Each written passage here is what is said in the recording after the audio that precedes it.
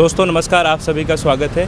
जैसा कि आप सभी को पता है यूपीएससी का इंटरव्यू चल रहा है। लगातार हम कैंडिडेट से बात कर रहे हैं। यूपीएससी की जर्नी में किन किन बातों का ध्यान देना होता है, सारी की सारी जानकारी इस वीडियो के माध्यम से होने वाली है।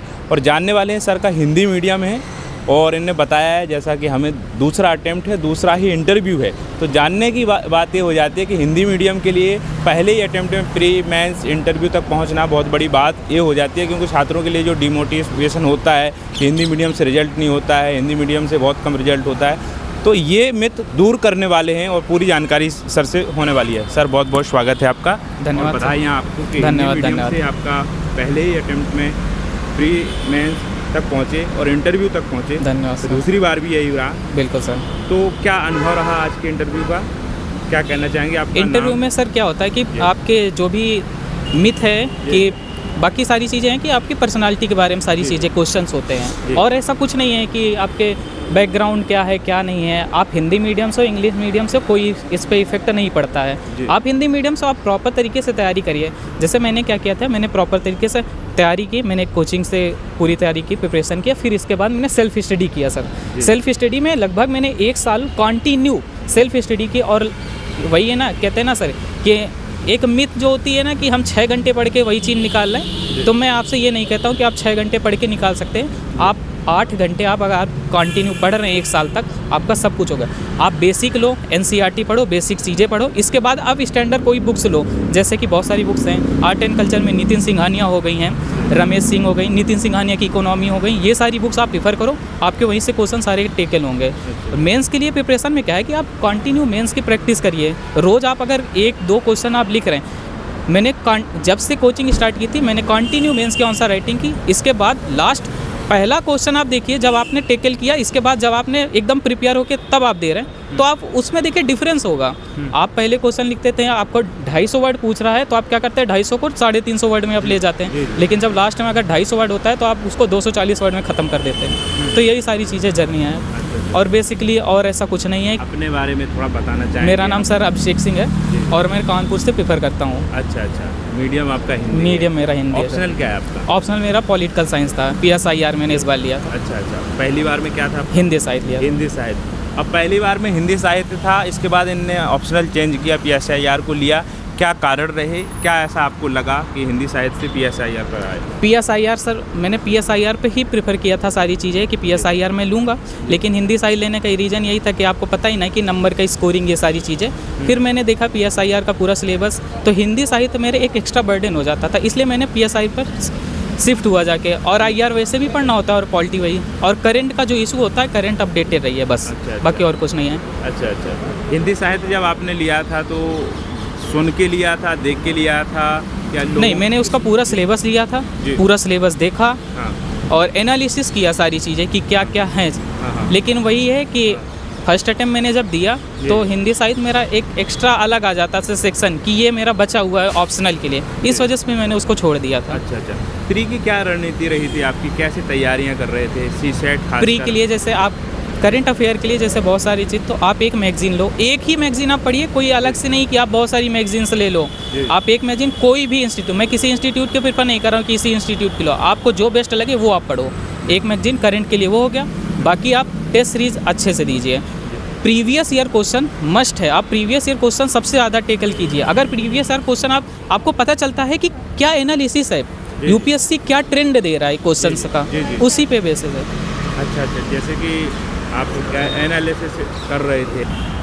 ठीक है, तो बताइए कैसे एनालिसिस कर रहे थे PYQ? सर जैसे PYQ आप लोग इकोनॉमिक पढ़ रहे हैं, आप इकोनॉमिक्स के आप क्वेश्चंस देखिए कैसे क्वेश्चन टेकल कर रहे हैं। आप क्वेश्चंस के बाद एक और चीज़ें हैं कि आप ऑप्शन से देखिए उसके कि UPSC कौन से, UPSC क्या है कि माइंड से आपके खेलता है। हाँ। कि माइंड, आपका माइंड मेकअप क्या चल रहा है। आप रट के बहुत ज़्यादा रट्टा मार के, क्योंकि ये कोई PCS नहीं है, रट के आएंगे तो आपसे कोई क्वेश्चन कोई भी टेकल नहीं कर सकते। आपको क्या करना है, पॉलिटी लो, पॉलिटी का सेक्शन पढ़िए इसके बाद पूरा, फिर इसके बाद उसका पूरा एनालिसिस करिए। हाँ। क्या है, इकोनॉमी लीजिए, इसी तरह आर्ट एंड कल्चर लीजिए और सेक्शन वाइज बांटिए कि कौन से सब्जेक्ट से कितने क्वेश्चंस आ रहे हैं। उसी अनुसार आप रणनीति बनाइए। जिन सब्जेक्ट्स के ज़्यादा क्वेश्चन आ रहे हैं आप उसको ज़्यादा टेकल करिए, ज़्यादा प्रेफरेंस करिए। जैसे इकोलॉजी एंड इन्वायरमेंट से बहुत क्वेश्चन आता है, अब उसको अच्छे से पढ़िए।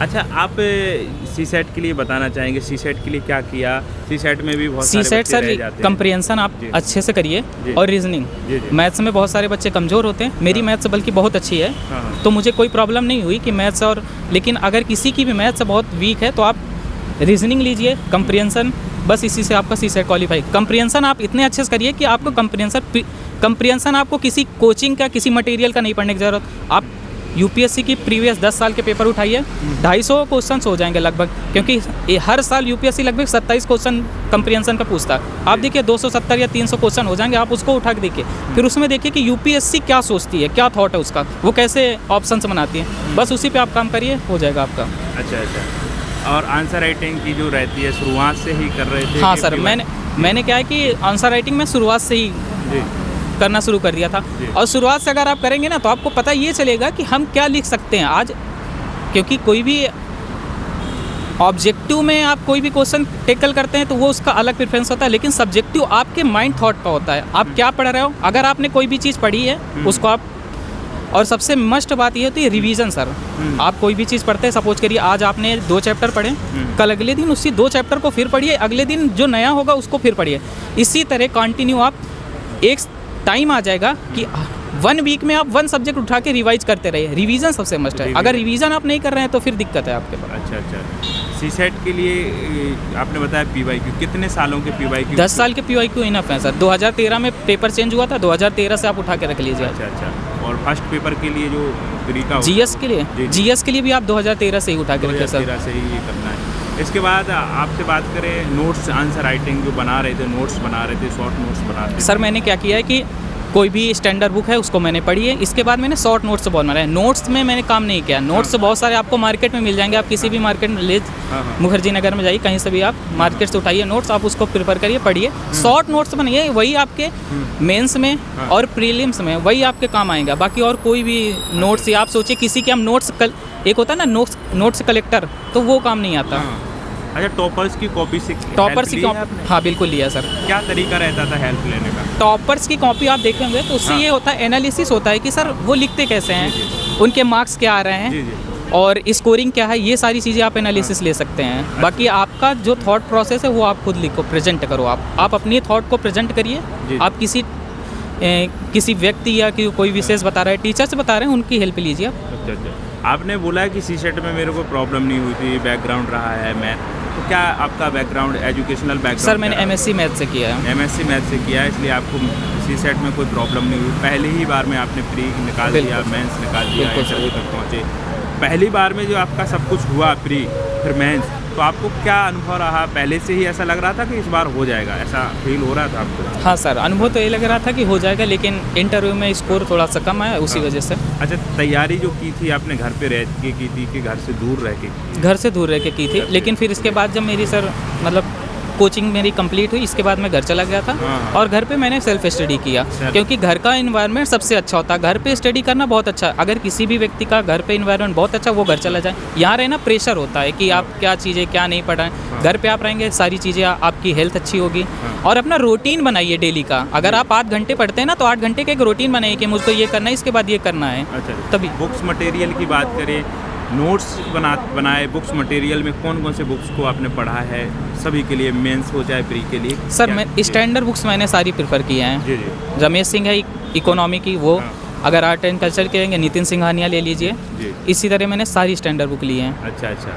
आपने और ऑप्शनल के NC लिए, ऑप्शनल के लिए? ऑप्शनल के लिए सर हाँ। एक कोचिंग का मटेरियल मैंने पढ़ा था। अच्छा, कोचिंग का मटेरियल, बिल्कुल। केवल मटेरियल बस। पढ़ा है ऑप्शनल के लिए।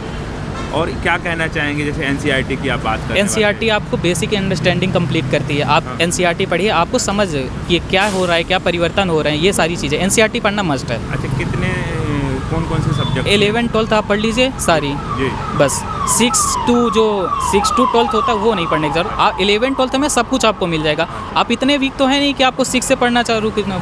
आप 11 12 पढ़िए, बहुत है, इनफ है। अच्छा, इनके नोट्स बनाना जरूरी है? नहीं, कोई ज़रूरी नहीं है सर। स्टैंडर्ड बुक के नोट्स बनाना जरूरी है। एनसीईआरटी के नोट्स कोई ज़रूरी नहीं है। आप एनसीईआरटी पढ़िए, हाँ। 2-3 बार पढ़िए, उससे क्या होगा, आपका एनालिसिस हो जाएगा कि हाँ क्या है, मेरी अंडरस्टैंडिंग क्या है।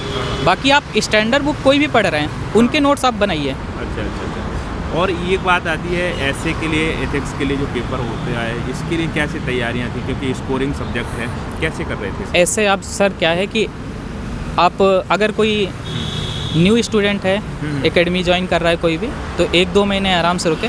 इसके बाद आपको क्या करें कि हर संडे को एक छोटा सा ऐसे लिखें, कोई भी टॉपिक, यूपीएससी का कोई प्रीवियस टॉपिक ले लें, उस पर देखें कि वो कितना सोच पा रहा है। और बेसिकली ये होता है कि आप पूरा सब्जेक्ट जब कंप्लीट कर लेते हैं हर सेक्शन को, इसके बाद आप ऐसे लिखिए तो आपका थॉट प्रोसेस अलग होती है, माइंड मैप अलग तरीके से बनता है आपका। ऐसे एथिक्स के लिए, एथिक्स के लिए सर, एथिक्स को आपको पढ़ना पड़ेगा।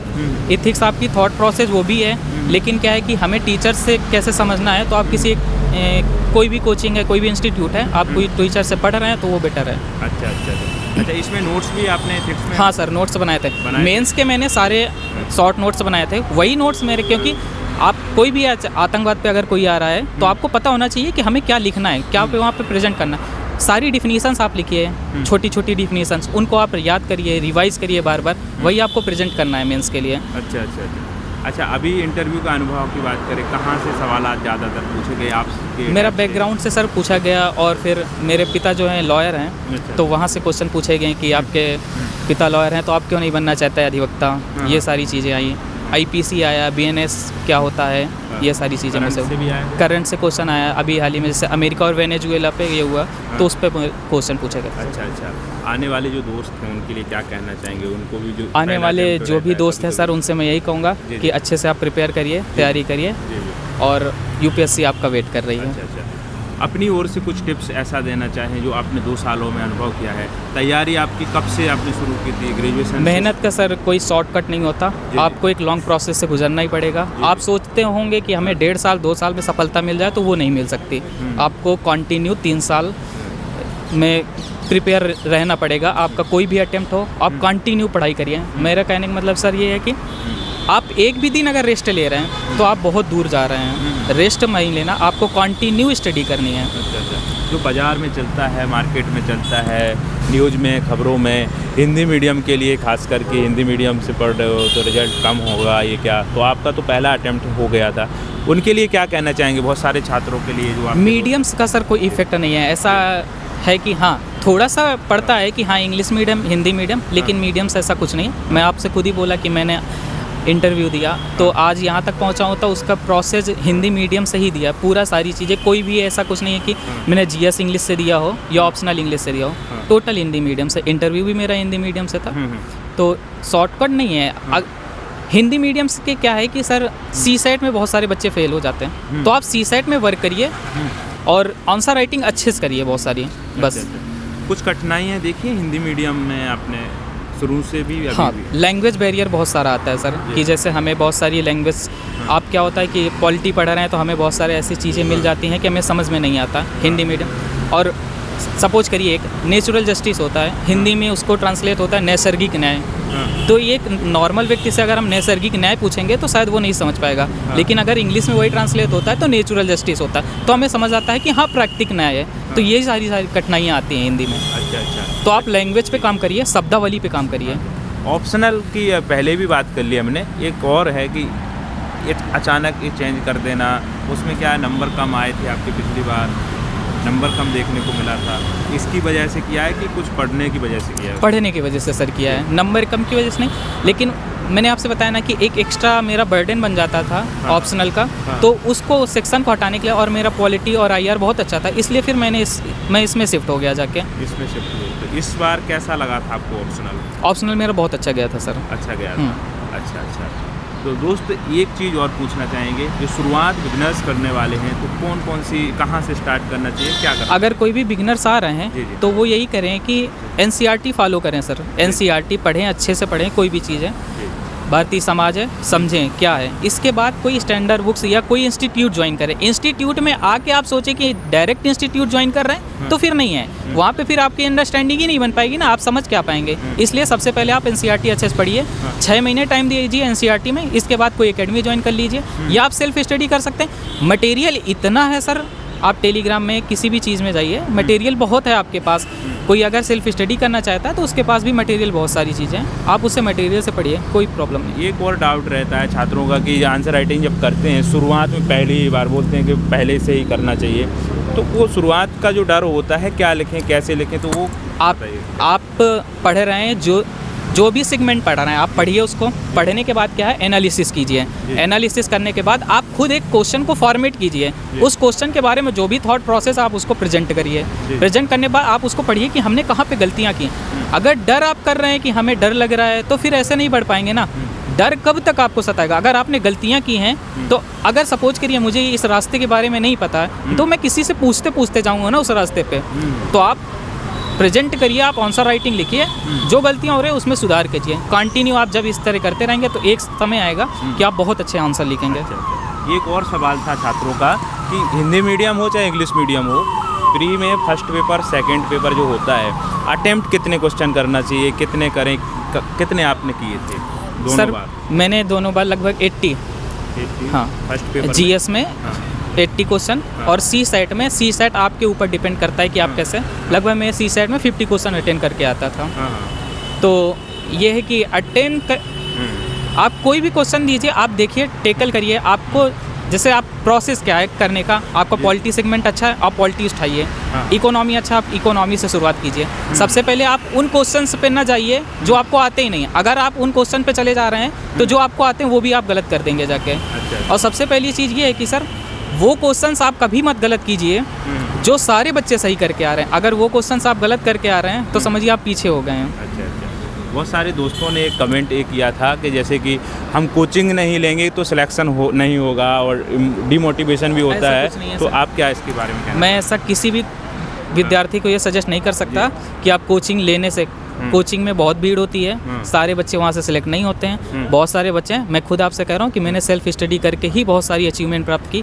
कोचिंग ने सिर्फ एक अंडरस्टैंडिंग, एक डायरेक्शन दिया मुझे कि आप यहाँ से इस रास्ते से जाइए।